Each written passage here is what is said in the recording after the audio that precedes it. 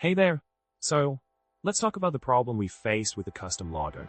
When trying to use a logging.Formatter with the %filename interpolation in our subclass, it ended up displaying the file name of the custom logger file instead of the calling file. Quite a conundrum, right? Now, let's delve into the solution that came to our rescue. By utilizing the stacklevel keyword argument in the super.debug method in our custom logger class, we were able to ensure that the file name displayed in the log reflects the caller's file and not the custom logger file. The stacklevel value of 2 helped us skip unnecessary frames and get the desired output. It's all about the nitty-gritty details in the code, isn't it? In a nutshell, we tackled the pesky filename interpolation issue in our custom logger by implementing the stacklevel parameter. With this tweak, our logger now displays the correct file name in the log messages, allowing for more accurate tracking of where the log originated from. And voila, problem solved.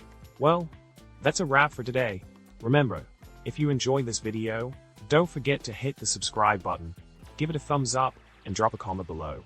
Until next time, happy coding, and may your logs always be accurate and informative.